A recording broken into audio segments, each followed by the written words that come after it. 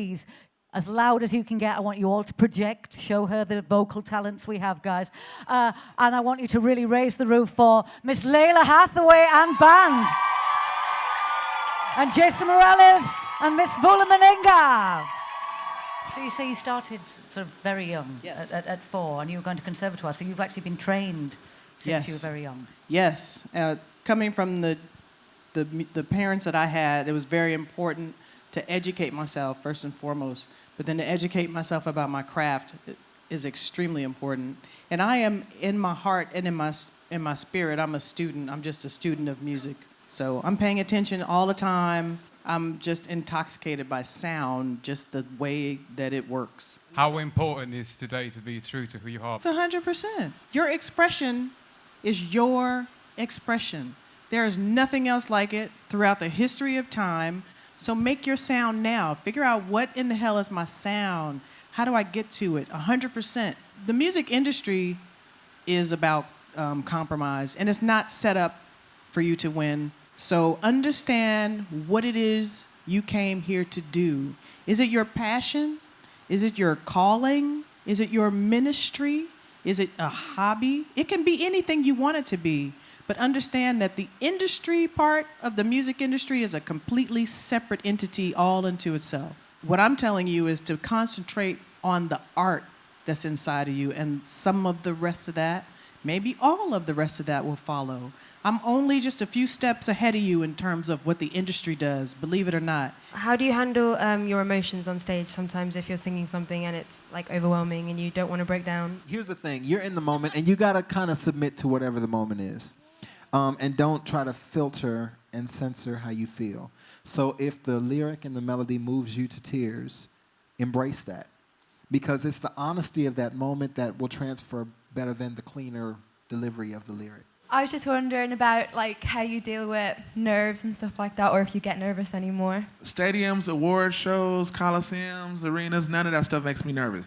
This stuff makes me nervous. It's like the intimate stuff, because especially it's almost like when you're in an arena on a pop gig or whatever, you can't see past the 5th row when you get all the lights and stuff, but when it's really intimate, it's like, I don't know how many of y'all in here bass players like, this fool about to mess up, I know it. I'm scared of y'all. How do I deal with it? The thing about it, you just can't care. Honestly, like for me, it's almost like, I'm not gonna sit up here and say that, you know, like on a professional level, I've never made a mistake. You have to have short-term memory. It's like, if I mess up, I'm like, who cares? It's like, because once it's over, it's done. What advice would you give to singers that just want to do like BVs full-time?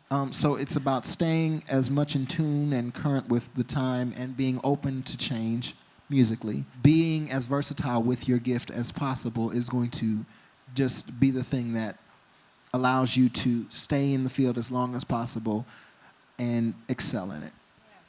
Also, things that are probably not musical, but what I had said earlier on, being on time, having a good attitude, having the right attire, you know, taking criticism well from somebody who is hiring you. For you, really, as an instrumentalist, like, what would you look for as an MD as well? Like, what do you see in a singer that would make you go, that's different, you know, like you said about Rihanna and the pop side and, you know, Lalah. We are basically the selfish ones because we're like the stars of the band and stuff with the heels and things. But please, particularly ladies, don't be that girl. Please don't be that girl. This is why no one wants to play with us just in that setting. So understand that when you go up there and you take the music up there, it has nothing to do with you. It has everything to do with the story and the sound that you are communicating to the room, and that's to your fellow musicians as well. So it's a conversation, it's a dialogue. I am most moved by singers who understand their environment, who understand what's happening with the musicians and are having a conversation. You know, when you see a show and you feel that communication and you get a chill bump, that they're talking to you, that they're having a conversation at a high level that you understand. That's when you've communicated. That's the only time you've done your job. If you're up there with your eyes closed and feeling precious and feeling cute, nobody's here for that. Nobody is here for that. People want to be moved. People want to feel you in the room, and I think that's how you make a difference. I've been refusing reason to see. The love that I thought I saw in your eyes was never there for me. So don't you say I told you.